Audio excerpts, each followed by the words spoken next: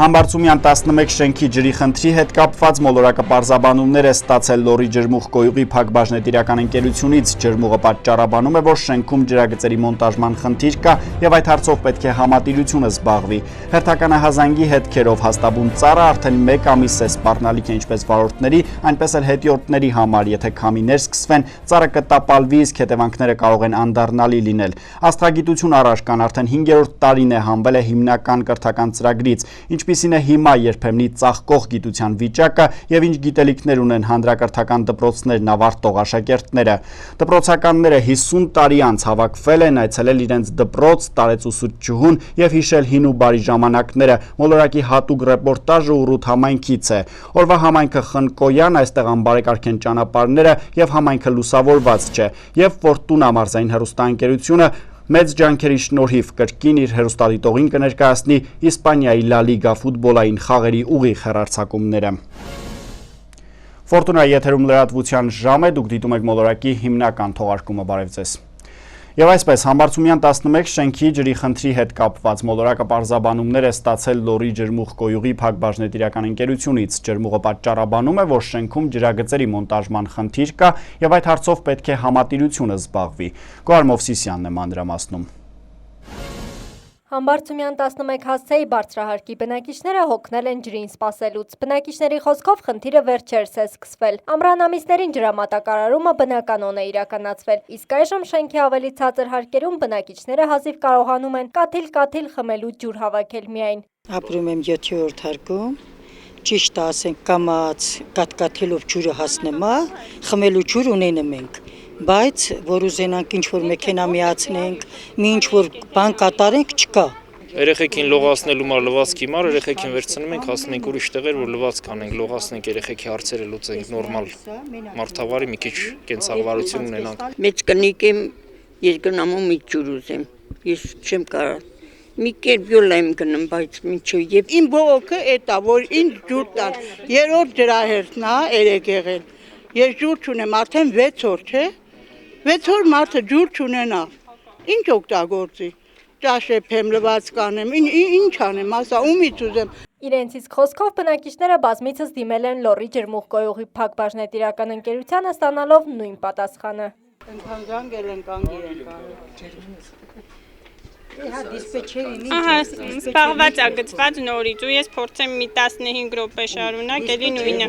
Մեզ հաջողվեց խնդրի հետ կապված զրուցել Լոռի ջրմուղ գոյուղի ընկերության տեխնիկական տնօրեն Արթուր Ենոքյանի հետ, ով հաստատեց, որ խնդրին տեղյակ է, մասնավորապես այն գլուխ է բարձրացնում օգոստոսի կեսերից մինչև նոյեմբերի կեսերն ընկած ժամանակաշրջանում, քանի որ հենց այս ժամանակահատվածում է, որ պակասում է Բազում ջրամբարի ջրի պաշարը։ Ի դեպ, այս ջրամբարից բացի Բազում թաղամասից նաև քաղաքի այլ թաղամասեր են սնուցվում։ Արթուր Ենոքյանը նշեց, որ ինքն անձամբ տարբեր առիթներով բնակիչներին պարզաբանել է, որ խնդիրը ոչ թե Լոռի ջրմուղ գոյուղու, այլ շենքի ներքին ցանցի հետ է կապված։ Ժամանակին ջրամատակարարման համակարգը շենքում ճիշտ չի մոնտաժվել եւ խնդրի վերացման համար անհրաժեշտ է շենքի սնուցման համակարգը փոխարինել, ինչն արդեն բնակիչների եւ համատիրության իրավասության տիրույթում է։ Ընկերության տեխնիկական տնօրենը հավելեց նաեւ, որ 2016 թվականի գարնանը մեկնարկում է Լոռու մարզի ջրամատակարարման եւ ջրահեռացման համակարգերի վերականգնում հայ-գերմանական վարկային ծրագրի 3-րդ փուլը։ Ծրագրի ավարտից հետո Վանաձորի օղակաձև համակարգն ամբողջությամբ կգործի, ինչն էլ թույլ կտա հարավային եւ հյուսիսային ջրաղբյուրները կապակցել միմյանց։ Արդյունքում համակարգում կապահովվի ջրամատակարարման անընդհատություն։ Շուրջօրյա ջրի մատակարարում Լոռի ջրմուղ գոյուղի Փակ բաժնետիրական ընկերության սպասարկման ողջ տարածքում։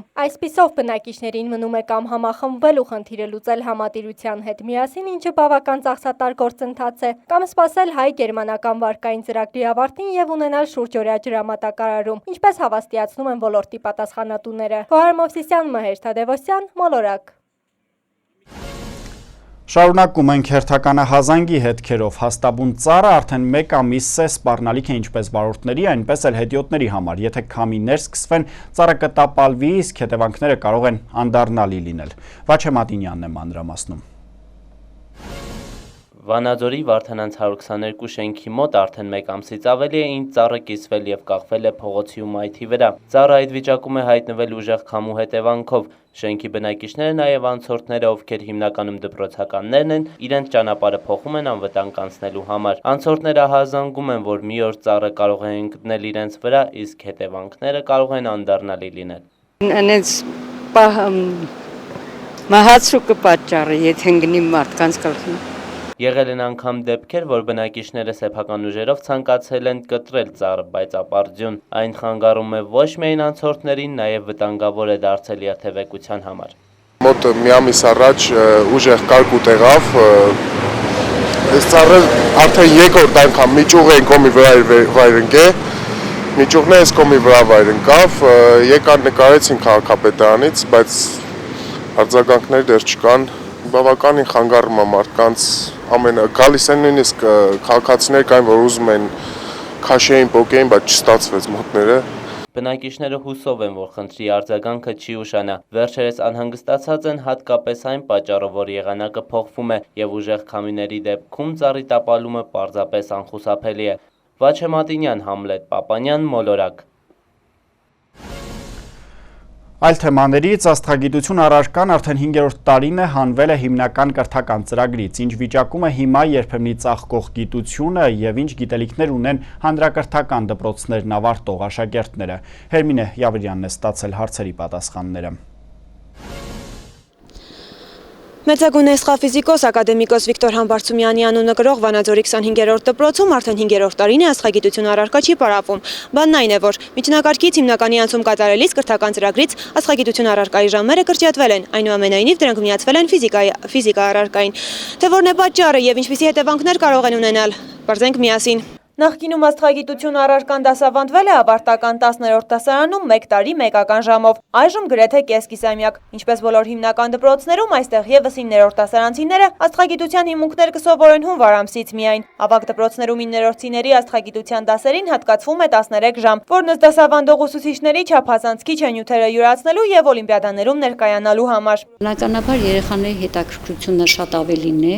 քան ֆիզիկայի նկատմամբ, որովհետև աստղագիտություն առարկան ավելի բազմաբովանդակ է, հետաքրքիր եւ բնական երևույթներին իրենք այսպես թե այնպես առնչվում են,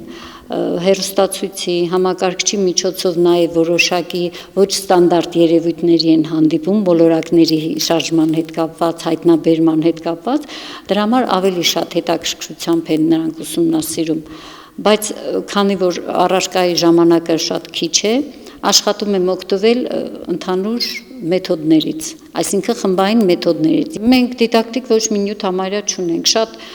մոլորակների մոդել ունենք, շատ վաղուց, որը չի գործում ընդամենը դա եւ պաստառներ։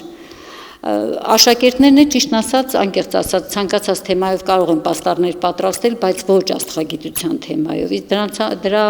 պատրաստելը ստացվում է ռեֆերատները։ Վերջին շրջանում բերում են նաև գունավոր ավելի նկատելի, ավելի ուսանելի գունավոր նկարներն ավելի հետաքրքիր են երեխաների համար։ Մեթոդական եւ դիդակտիկ նյութերի պակաս կա, եղած պաստառները թեև խնամքով պահված, այնուամենայնիվ հին են, նորը նախարարությունից չեն ստացել։ Ֆիզիկայի եւ աստղագիտության ուսուցիչ Անահիտ Հակոբյանն այս բացը լրացնելու համար դիմում է ռեֆերատների ու խմբային աշխատանքների օգնությանը։ Ըստ աշակերտների նախասիրության շեշտը դնում ոչ միայն գիտության հիմունքների, այլ նաեւ ոլորտի ժամանակակից բացահայտումների վրա։ Գիտելիքը որակային տեսանկյունից, սակայն օլիմպիական մակարդակի այսպես ասած չի հասնում։ Ավագ դպրոցում մենք ընդհանրապես չենք անցնում։ Ինձ թվում է դա շատ սխալ է եւ տարբեր տեղեր, եթե երեխաները մասնակցում են օլիմպիադաներին եւ Երևան դպրոցներից կան, որ աստղագիտության օլիմպիադայի մասնակցում են, նշանակում է նրանք անհատապես պարապում են։ Անպայման պետք է պարապեն, որովհետև աստղագիտությունը այն ստանդարտ առարկան չի, որ կարողանան որոշակի գիտելիքների հիման վրա ինքնուրույն կարողանան անեն։ Բավականին բարդություններ ունի։ Մենք ներկայացնում ենք 9-րդ դասարանը մատչելի 9-րդ դասարանցու մակարդակին, իսկ օլիմպիադան բնականաբար 2 տարի առաջ ես նաև կազմել եմ այդ ծրագիրը, օլիմպիադայի ծրագիրը։ Պարզ է, որ այդ կազմած ծրագիրը հասու չէր, ուղղակի հասցրել եմ մակարդակին օլիմպիադայի, աշակերտներին հասու չի դա։ Դպրոցներում տեղի ունեցած բնագիտական հոսքի մեթոդ միավորման նիստերի ժամանակ այսօր քննարկվում էր նաև նախարարության բաց նամակը, որտեղ խրախուսվում էր 10 և 11-րդ դասարաններում ևս դասեր հատկացնել առարկային։ Սակայն ուսուցիչները կրկին մտահոգություն են հայտնում։ Մասնագիտացումների ընտրությունից հետո ծառաբեռնվածությունը մեծ է, աշակերտները հազիվ թե կարողանան ինքնուրույն զբաղվել։ Աստղագիտությունը բարդ ու ծավալուն ոլորտ է։ Ինչու է երբեմնի ծաղկող ու խոստումնալից գիտության, տիեզերքի ու աստղերի անեզրության տանող դուռն այսքան նեղացել մեր սերնդի աշակերտների համար։ Չէ՞ որ ոչ վաղ անցյալում հայ ժողովուրդը աշխարհով մեկ ճանաչված Վիկտոր Համբարձումյան է տվել։ Հանճարներն են պակասել, թե գիտության սաղմերի մշակման դաշտն է թերանում։ Հարցի պատասխանը փորձեցինք պարզել Լոռու մարզպետարանի կրթության, մշակույթի և սպորտի վարչությունից։ Կրթության բաժնի պետ Գարիկ Տոնոյանի փոխանցմամբ կրթական ծրագրերը կազմվում ու հաստատվում են կրթության և գիտության նախարարության կողմից։ Մարզպետարանի համապատասխան վարչության գործառույթը որպես գործընթացի մասնակցի դպրոցների առաջարկների փոխանցումն է նախարարությանն ու ազգային ինստիտուտին։ Ըստ ամենայնի, առաջիկայում աստղագիտության դասաժամերի ավելացում չի լինի, քանի որ այս պահին տարիֆիկացիոն հաստիքաբաշխմանը զուգահեռ առարկայական ծրագրերի բեռնաթափում է ընթանում։ Վերադառնալով օրվա խորհրդին նշենք, որ Համբարձումյանի անունը կրող դպրոցում անց են կացվում տարատեսակ միջոցառումներ, աշակերտները ծանոթանում են աշխարհահռչակ գիտնականի կյանքին ու գործունեությանը, էքսկուրսիաներ կազմակերպում դեպի բյուրականի աստղադիտարան եւ այլն։ Դպրոցի առաջին ավանդույթը հետևյալն է. առաջի դասարանցիների մուտքը դասասենյակ դասղեկի կողմից հենց ամենաառաջի օրը ծանոթացվում է Վիկտոր Համբարձումյանի հետ, նրա գործնեության, նրա ամբողջ, այսպես ասած,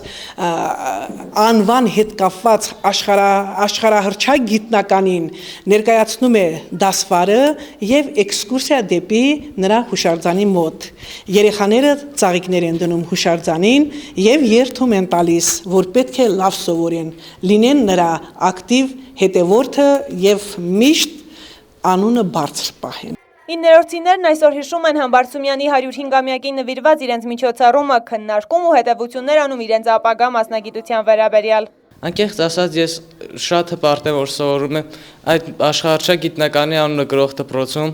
ինչը պարտավորեցնում է եւ ինձ եւ մյուս աշակերտներին լինել կարգապահ եւ շատ լավ սովորել։ Քանի որ մենք նրա հետնորդներն ենք եւ պետք է ամեն ինչ անենք, որ բարձր պահենք նրա անունը։ Նա կարողացավ բարձր պահել Հայաստանի անունը եւ մենք էլ պետք է փորձենք մեր խորին երախտագիտությունը հայտնել նրան մեր ուսումով եւ մեր կարգապահությամբ։ Վիկտոր Համբարձումյանին նվիրված միջոցառումը մեզ օգնեց ճանաչել նրան որպես հայ։ Մինչ այդ մենք նրան ճանաչում էինք որպես աստղագետի, որպես ֆիզիկոսի։ Միջոցառման շնորհիվ ծանոթացանք նրա աշխատություններին, որոնք նվիրված էին ինչպես աստղագիտությանը, այնպես էլ պատմությանը, ֆիզիկային, ինչպես նաև ուսուցիչներին։ Այս դպրոցում ամեն մի շան քո զավակն է, Համբարձումյան, ու երդվում ենք, որ քեզ նման ասկեր բերենք երկնքից վար։ Երդվում ենք, երդվում ենք, երդվում ենք։ Երդվում ենք, երդվում ենք, երդվում ենք։ Դասապրոցեսում, թե դրանից դուրս այսօր շարունակում են հիշել մեծ գիտնականին ու գնահատել նրա ավանդը գիտության այս ճյուղի զարգացման գործում։ Իսկ թե ինչպիսին կլինի սերունդների ապագան, կախված է պետական մակարդակով այսօր կայացրած որոշումներից։ Հերմինե Յավրյան, Արմեն Շահբազյան, Մոլորակ։ Տեղափոխվենք համայնքներ, դպրոցականները 50 տարի անց հավաքվել են, այցելել իրենց դպրոց, տարեց ուսուցչուհուն եւ հիշել հին ու բարի ժամանակները։ Մոլորակի հատուկ ռեպորտաժը Ուռութ համայնքից է, երբեմնի դպրոցականներին 1966-67 թվականների շրջանավարտներին այցելել է Նարինե Ասատրյանը։ Ասում են դպրոցական տարիները քաղցր են ու անմոռանալի, դպրոցական տարիները այսօր հիշել են Ուռութի միջնակարգ դպրոցի 1966-67 թվականի շրջանավարտները։ Լոռու մարզի Ուռութ համայնքի միջնակարգ դպրոցում տոնախմբություն է։ 50 տարի անց հարազատ դպրոց են այցելել այստեղ կրթություն ստացած շուրջ 14 աշակերտներ, ովքեր նորից ձեռք-ձեռքի տված դպրոցում են, հիշում են դպրոցական տարիներն ու արդեն հետաքրքրվում ոչ թե վաղը ինչ դասեր ունեն, այլ խոսակցության հիմնական թեման մեկը մյուսի կյանքից հետաքրքրվելն է, ով որտեղ է ամուսնացել, քանի երեխա ունի ու կյանքը ինչպես է դասավորվել։ Ուռութի դպրոցում արդեն հասակն առած աշակերտները սպասված հյուրեր են։ Դպրոցի տնօրեն Անուշ Օհանյանի խոսքով կազմակերպված է իսկապես լավ մտահղացում է։ Հուզմունքս այնքան շատ է, որ նորից ինձ դժվարությամբ եմ վերգտնում, բնականաբար շատ ուզվեցինք և կարևորում ենք շատ։ Կազմակերպեցինք շտապ, բայց կազմակերպվեց 3 օրվա ընթացքում միջոցառումը, ունենք ազատամարտիկներ, ունենք վետերաններ, Ղարաբաղյան շարժման մասնակիցներ, այդպիսի մարդկանց հետ ներկայիս շրջանավարտների հանդիպումը բնականաբար հայրենասիրական մեծ դաս է։ Մտքովս շուտվանից էր այդ անցել, շատերին ես չէի տեսել, չէի ճանաչում, ճիշտն ասած շատ են փոխվել մեր դասարանցիները, շատ են փոխվել։ Որոշեցինք այս նստածը Խաչիկը եւ Ալեքսյանը նստած են, դե իրենց հետ որոշեցինք մի հատ sense արիտ ստեղծենք հավաքվելու համար։ Ուրուտի դպրոցում հյուրերը հատուկ ուշադրության արժանացան։ Նրանց ողջունի ու շնորհակալական խոսքով դիմավորեցին աշակերտները։ Հիշողություններ հետաքրքիր ու անմոռանալի։ 60-ից աշակերտները միմյանց պատմելու շատ բան ունեին։ Այն առավել թարմեցնելու համար տատիկ-պապիկ դարձած աշակերտները այցելեցին հարազատ դպրոցի հարազատ դասասենյակ։ Այստեղ եւս հիշողությունների ու զգացողությունների պակաս չկար։ Նրանցից շատերը լավ հիշում էին, ով ինչպիսի առաջադիմություն ուներ, որտեղ ու ում կողքին էր նստել տարիներ առաջ։ Հիշողություններ շատ կա, ճիշտն ասած ուզված ենք չենք մտաբերում ամեն ինչ, բայց մի դեպք ասեմ, դուրսը մեր ռուսերեն դասատուի հետևից կորացի Մարիա Պավլովնա, իդ մի ասելու համար Տիգրան Էլվյանին շատ խիստ պատժել է։ Մենք իհարկե աշակերտներով դպրոցական տարիներին մեծ պատկառանք ունենք մեր ուսուցիչների նկատմամբ, որտեղ էլ տեսնենք անպայման մի կողմի վրա փախնում ենք, որ մեզ չտեսնեն։ Մենք իրանցից ամաչում ենք, ասենց ասած, իհարկե դա նշանակություն ունի մեր հետագա կյանքի համար։ Գոհ ենք գիտությունից, գրագիտությունից բավարարված ենք։ Գիտելիքներով ոչինչ պակաս չի։ Այստեղ ամենն առավել իրական դարձնելու համար դպրոցի տնօրենը դասնանց է կացնում հավուր պատշաճի։ Նախ իրենց իսկ մատյանով ներկա բացակայ է անում աշակերտներին, հետո էլ աշակերտներից պահանջում է կարգապահություն։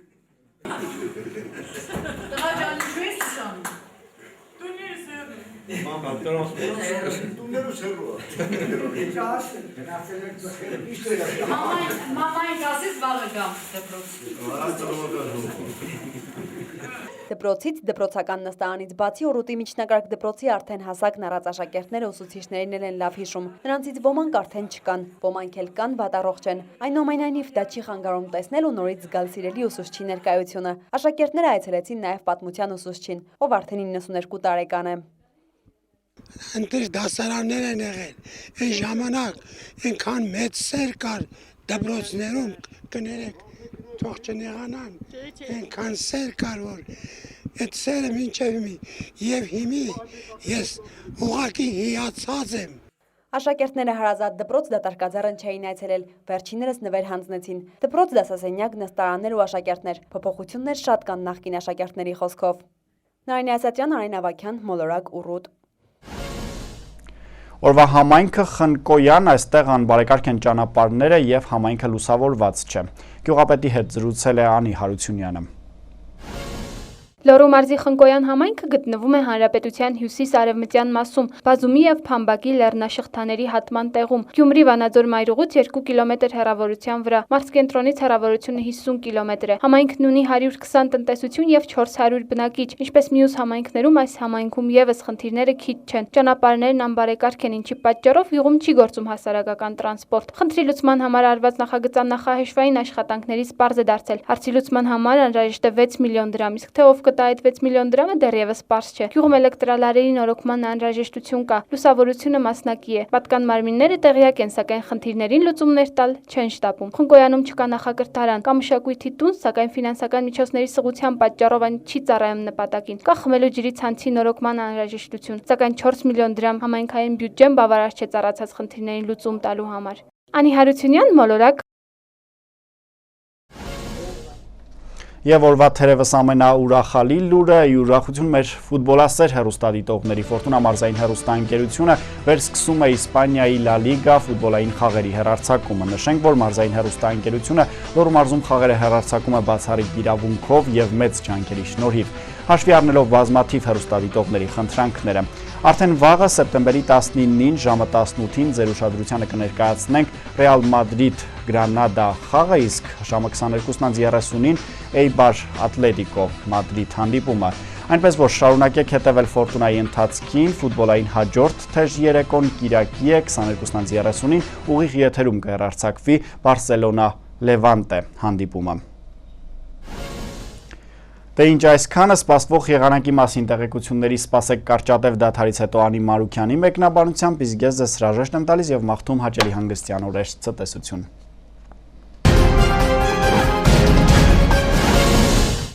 Լավագույն էլեկտրոտեխնիկայի եւ նվերների խանութ կարող է համարվել այն սրահը, որ ունի նախ բարձրակար եւ որակյալ ապրանք, երկրորդ մեծ եւ բազմազան տեսականի եւ վերջապես ապարիկը ձևակերպվում է տեղում եւ ունի ցածր գներ։ Եվ իհարկե այս բոլոր պայմաններին համապատասխանում է Technoline խանութ սրահը։ Իսկ դուք համաձայն եք այս ամենի հետ։ Այո։ Այս դեպքում ո՞րն է լավագույն էլեկտրոտեխնիկայի եւ նվերների խանութ սրահը Վանաձորում։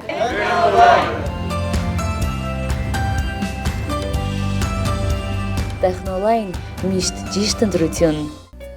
Շուրջ 10 տարի առաջ 68 ուսանողի համար իր դռները բացեց Հայաստանի ազգային agrarային համալսարանի Վանաձորի մասնաճյուղը։ Այժմ բարձրագույն մասնագիտական կրթություն է ստանում 500 ուսանող։ Տնօրինության մշտական ուշադրության կենտրոնում են ուսումնական բազայի հզորացումն ու կրթության որակի բարելավումը։ Բարեկարգվում է ուսումնական մասնաշենքը։ Մասնաճյուղում գործում են անասնաբուժասանիտարական փորձաքննության, սննդի անվտանգության, գեոդեզիայի, գյուղմեքենաների եւ սարքավորումների, ավտոմոբիլների եւ տրակտորների, մեքենաների մասերի, ֆիզիկայի եւ էլեկտրոտեխնիկայի, հողային հետազոտությունների եւ այլ լաբորատորիաներ ու կաբինետներ։ Ժամանակակից տեխնիկական միջոցներով հագեցած կոնֆերանս դահլիճը հնարավորություն է տալիս լիարժեք խորհրդատվություն անցկացնելու համար։ Ագրոտուրիզմի զարգացման բնագավառում մասնավորապես տուրօպերատորների եւ շահագրգիռ ֆերմերների վերապատրաստման գործընթացում Հայաստանի ազգային agrarային համալսարանի Վանաձորի մասնաճյուղը սերտորեն համագործակցում է Լոռու մարզպետարանի եւ Ֆրանսիայի Պակա մարզային խորհրդի հետ։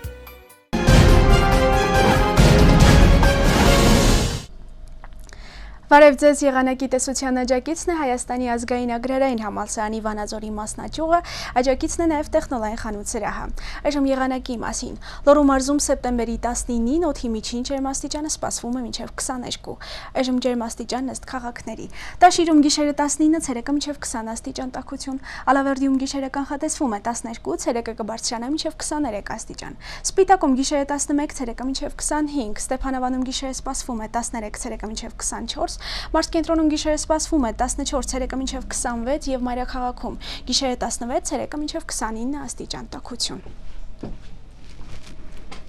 Հանրապետության տարածքում սեպտեմբերի 19-ից 23-ին սպասվում է հարաբերապես առանց տեղումների եղանակ։ Քամին արևելյան 2-ից 5 մետր վարկյան արագությամբ։ Օդի ջերմաստիճանը 20-ից 21-ին կբարձրանա 2-ից 3 աստիճան, արևելյան շրջաններում 7-ից 9։ Երևանում սեպտեմբերի 18-ից 21-ին կդիտվի պարզ ու ջերմ եղանակ։ Այժմ մեկ եղանակային լուր աշխարհից։ Չիլիում երկրաշարժից հետո ցունամիի վտանգը սպառնում է նաև ռուսական եւ ճապոնական ափերին։ ՌԻԱ Նովոստի փոխանցմամբ այս մասին հայտնել է ցունամիների նախազգուշացման մասին Խաղաղօվկիանոսյան կենտրոնը։ Սեյսմիկ պաշտպանության ծառայության սեյսմոլոգիական ցանցի կողմից Չիլիի հանրապետությունում այսօր գիշերը գրանցվել է 8.2 մագնիտուդով երկրաշարժ, որի ուժգնության էպիկենտրոնային գոտում կազմել է 10 բալ։ Երկրաշարժին հաջորդել են հետցնցումներ 6.4 եւ 7 եւ 6.5 մագնիտուդով։ Լողափի երկայնքով անցել է մինչև 3 մետր բարձրությամբ ալիքներ։ Այսօր այսքանը, մնացեք խաղաղությամբ, ցտեսություն։